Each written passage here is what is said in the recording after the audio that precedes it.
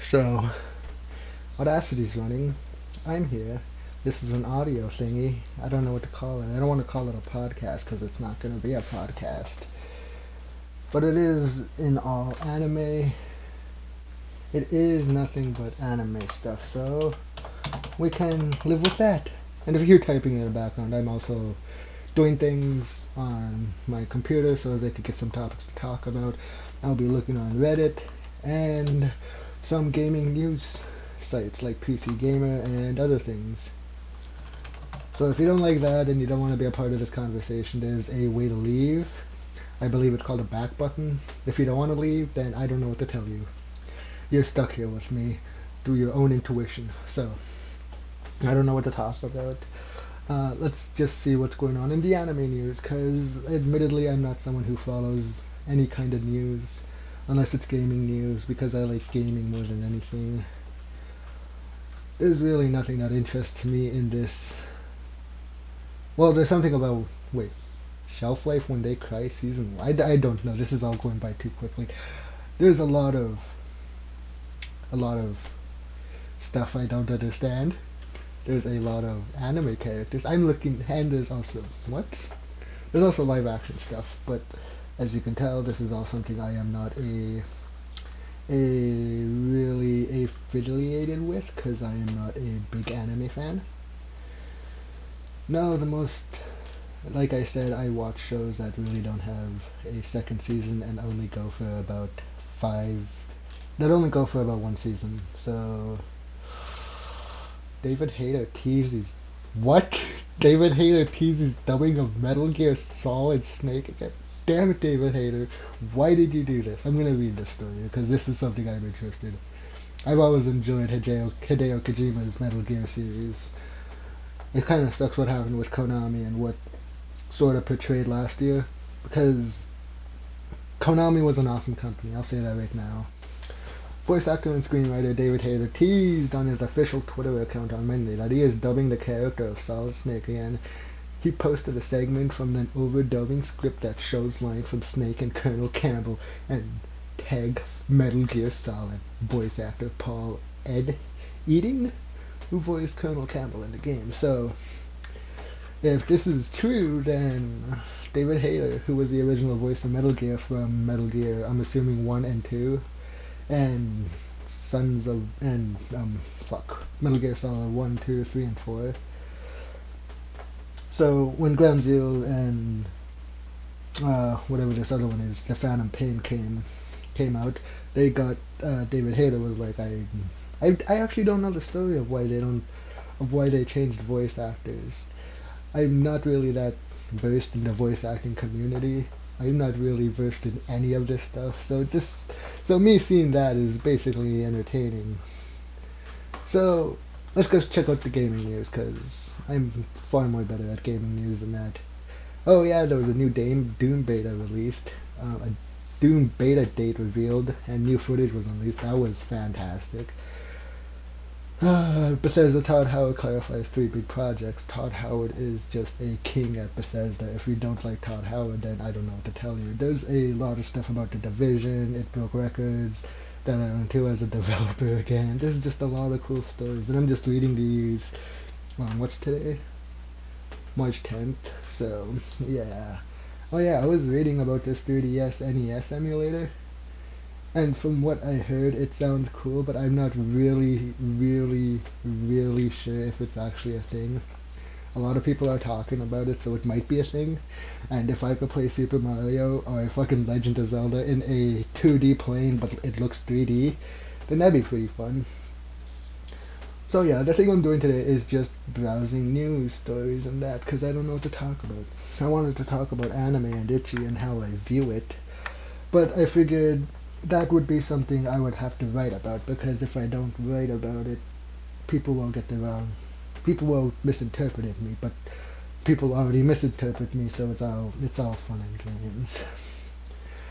The new Captain America Civil War trailer, a lot of fucking Marvel movies coming out, good god. I don't even watch movies in theaters, so I kinda don't care about what's going on anymore.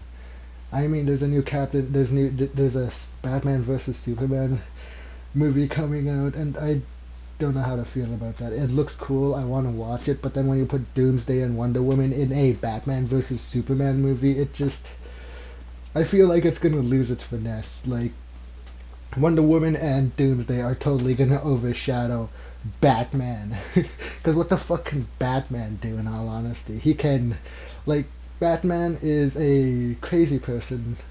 Like, I would rather watch Iron Man try and fight fucking Superman, because at least I could buy that. But the only reason I could buy that is because freaking Iron Man is a billionaire, apparently. I'm drinking coffee, so, yeah. Yeah, I'm also recording this at like 12 o'clock. Yeah, so it's all fun and games. I really don't know what to talk about. I'm looking at the game news. People are talking about stuff. People are talking about Division. Yeah, it's mostly the Division stuff. I never bought the Division. I'm not a big fan of MMOs, let alone MMO shooters.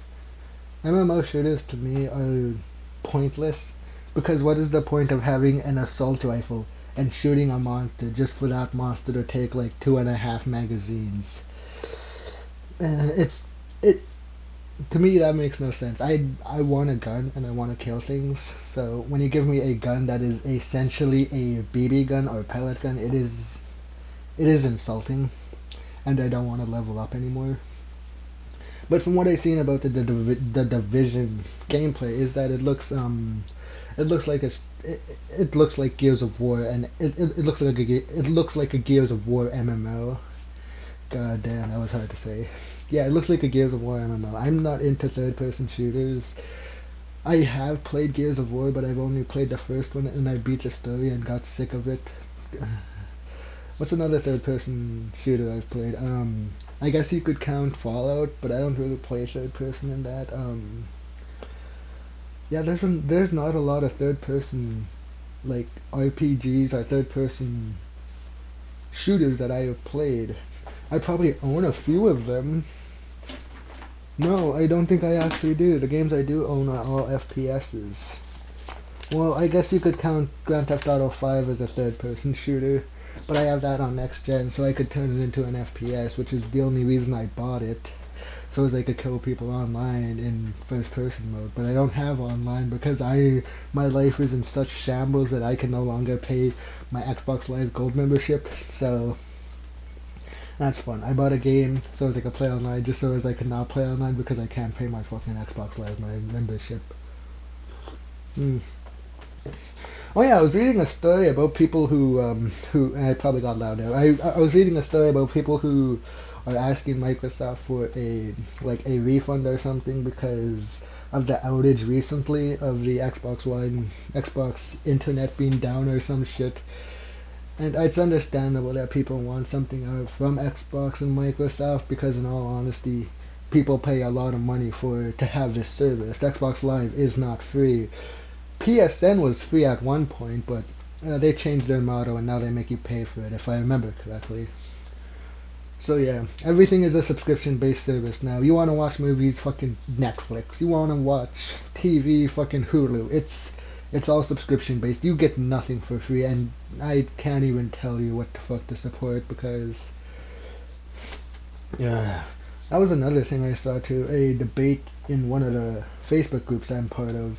They were talking about supporting anime and how you could support it by basically joining Crunchyroll, Hulu, or wherever else they stream anime, and I find that cool.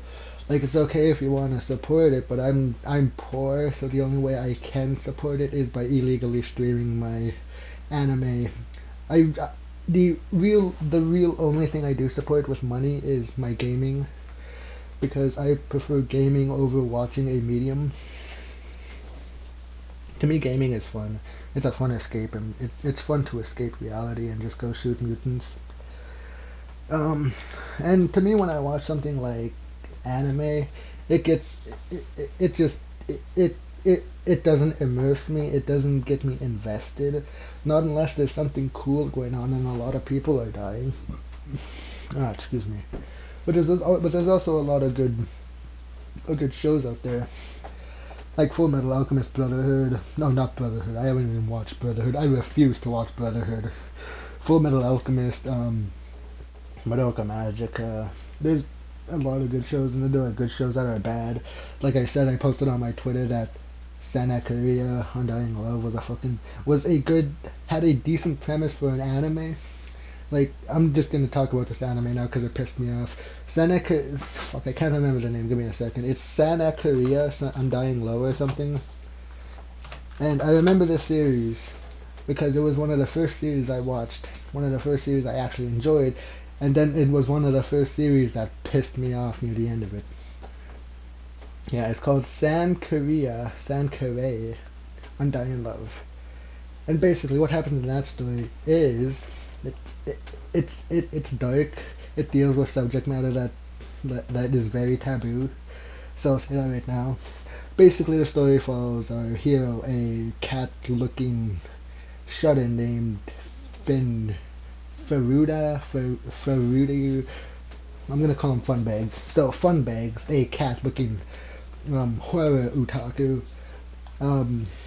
His mother's gone. She is killed off by insert mother's name disease here syndrome. So she's dead. Furuya lives with his, and his name is Furuya. I'm not calling him Funbags. Furuya is living with his father and his grandfather and his weird cousin who's like sexually attracted to him.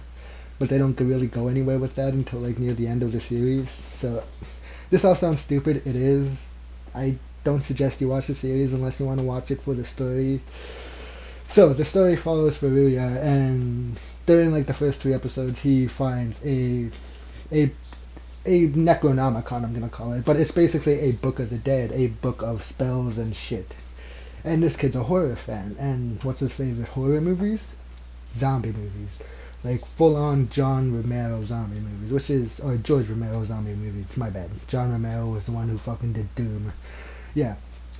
George Romero's zombie movies is what he's really into, so admittedly, he can't find love, and the only reason why is because he's picky. What kind of girl does he want? He wants a zombie girlfriend. He wants to date a corpse without all the joys of dating a corpse. You know, having it not talk, having it just lie there. Yeah, he doesn't want any of that. He wants to date a girl who is essentially dead, but a reanimated corpse. So that's Furuya's dream girl. So his cat dies. I forgot to mention he has a cat. It has some kind of weird fucked up meow because character. So yeah, his cat dies. He uses the book, the Necronomicon, and finds a reanimation spell. A potion, I guess, and he uses it on his cat to see if it works. And when he's doing that, he does it at a graveyard because you need atmosphere to resurrect people. So he's resurrecting someone at a graveyard in the middle of nowhere. And then he sees this, like, girl come out of the woods, like just some random bitch come out of the woods. She like goes to a well in like the middle of this goddamn circular graveyard area. She goes to a well and just starts like screaming at it. Like I don't know what, like it's her way of like getting rid of problems, I guess. So she's screaming at it, and one of the things she screams that Furuya hears and essentially just goes, "Oh fuck," is that her father likes taking naked pictures of her. Yes, that is the main plot point of this series, pedophilia, and it is fucked. But it's a taboo in an anime. You're gonna find them everywhere. So that major plot point goes on, and throughout the entire series, what's her name? I'm gonna call her Rich Bitch because I forget her name. So the rich girl moves in with Furuya, or just starts generally hanging around with him because she is a shut-in herself, and she met some weird guy who likes zombie movies and wants to date a zombie. So she's totally cool with that. So they become really close, and the girl's father, the one who takes the pictures, is sort of a psychopath who likes to fence. His main thing is fencing, with rapiers and yeah, he likes fencing. And I forget if the girl is a fencer or if the guy is a fencer, like the father. But I forget. The main story sort of follows Furuya and that girl. but it also deals with the dad later on. So they're chilling together, the Faruria and the rich girl. They're chilling together and they're becoming like best friends. He's like telling them, he's like telling this girl like, oh yeah, I watch horror movies. I'm a big horror fan. Who's here? But yeah, he says that he's a big horror fan and that. But then near the end, hold on, there's someone here. I gotta pause this. I'll be right back. But remember, I'm still gonna talk about the series. So, sorry, people came and I had to talk to them. So, yeah, they become friends. They become really close, and Furia is just like, I'm a horror fan. I like watching zombie movies and slasher flicks, and she's okay with that. Amazing, I know. So, they become close, and I forget, and somewhere throughout this entire bonding sequence that takes like 2 or 3 episodes, Furia tells the girl that he resurrected his cat with the Necronomicon spell or Necronomicon potion he found in the book.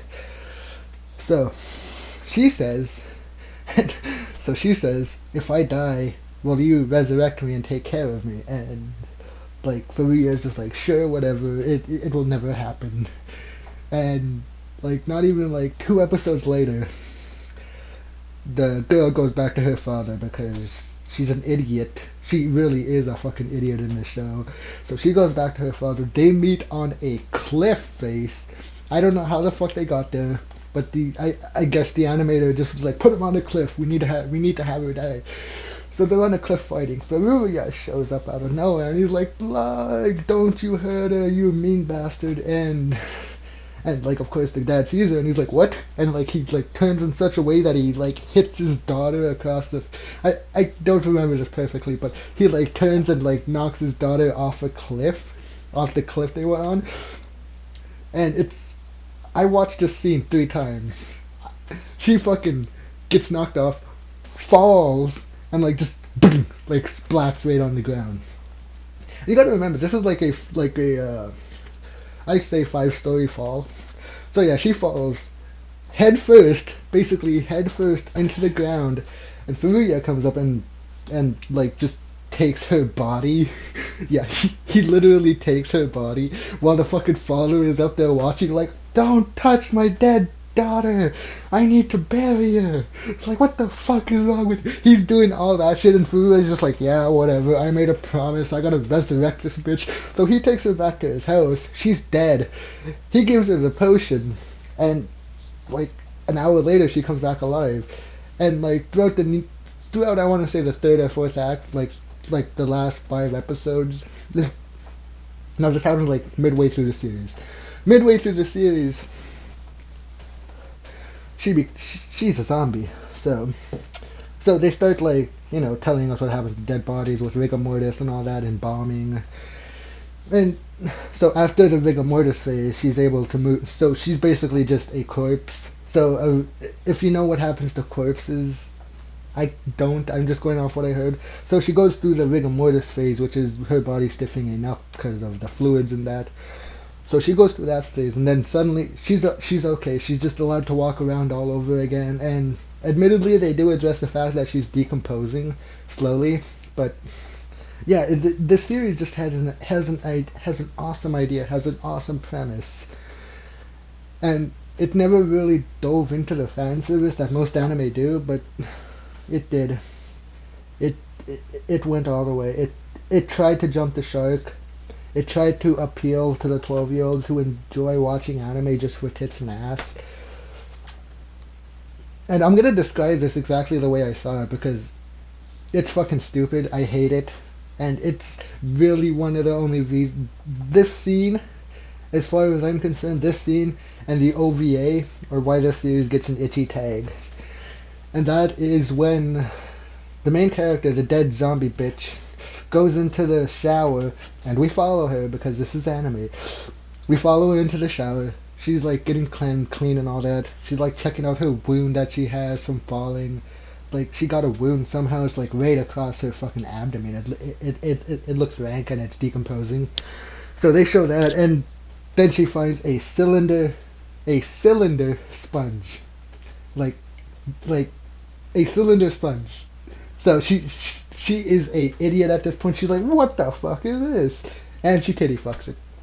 Yeah. She puts it in between her breasts and like jumps up and down, and that happens. I don't know what else to fucking tell you guys. I fucking hated it.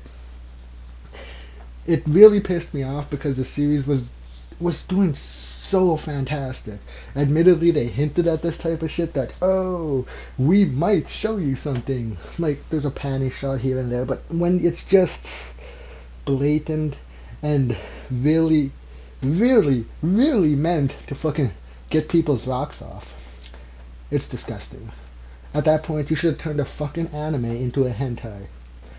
Uh, but at least the OVAs did it better. I mean, it's still a bathing scene, but god damn it. It's stupid. That's the only reason this show gets an itchy tag. Without those I will do a review on this, and I will take those scenes out just to show you what the fuck I'm talking about. Because the series is awesome, it's a comedic, and it's pretty funny. But goddamn, that is probably one of the reasons it's not going to be shown on any kind of television. Like any Western television series. So yeah, that was my rant about Sankarea, Undying Love. What else could we talk about? I don't know. I really wanted to talk about that because that was one of the series that really pissed me off.